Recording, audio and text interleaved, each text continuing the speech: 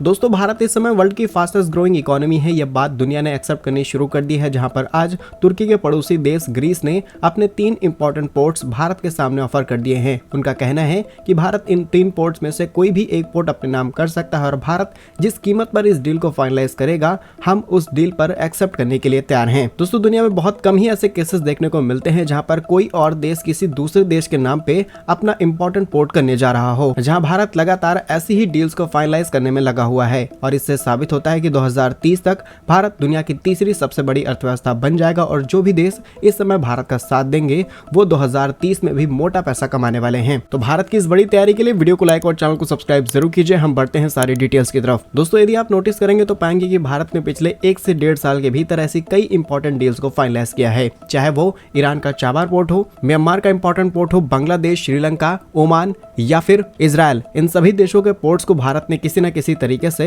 Acquire करने की कोशिश की है ताकि भविष्य में हम अपनी स्ट्रेटेजिक प्रेजेंस यहां पर बना सकें। और इसी प्रोजेक्ट के तहत भारत ने ग्रीस से भी डिमांड की थी कि आप अपना एक पोर्ट हमें दे दीजिए ताकि हम बड़े लेवल पर डेवलपमेंट कर सकें और भारत तक आपकी कनेक्टिविटी आसान की जा सके। जहां पर रिसेंटली रिपोर्ट्स के मुताबिक ग्रीस ने अपने 3 इंपॉर्टेंट पोर्ट लेवरियो, पैट्रास और तीसरा है अलेक्जेंड्रोपोली। और ऐसे में सवाल आता है कि ग्रीस ने आखिर भारत को ऐसे 3 पोर्ट्स खुले में ऑफर क्यों दे दिए हैं, क्योंकि इसके पीछे रीजन है भारत की बढ़ती अर्थव्यवस्था। आज पूरी दुनिया में जो इकोनॉमिक ग्रोथ रेट है वो 3% से ज्यादा नहीं है, लेकिन भारत एक ऐसा देश है जिसने रिसेंटली 6.3% की पर ईयर ग्रोथ रेट दर्ज कराई है। यानी कि भारत इस समय फास्टेस्ट ग्रोइंग इकोनॉमी है वर्ल्ड में। और भारत ने इस पहल की शुरुआत इसीलिए की थी क्योंकि ग्रीस का आज भी एक इंपॉर्टेंट पोर्ट चीन के हाथों कंट्रोल किया जाता है और भारत वहां पर अपना कंट्रोल ना बना पाए तो शायद आगे चल के भारत के लिए कई दिक्कतें हो सकती हैं। वहीं अगर ग्रीस की स्ट्रेटेजिक लोकेशन की बात की जाए तो ये एक ऐसी इंपॉर्टेंट लोकेशन पर आ रहा है जिससे Bharat India, middle east and European जो कॉरिडोर बनाने वाला है,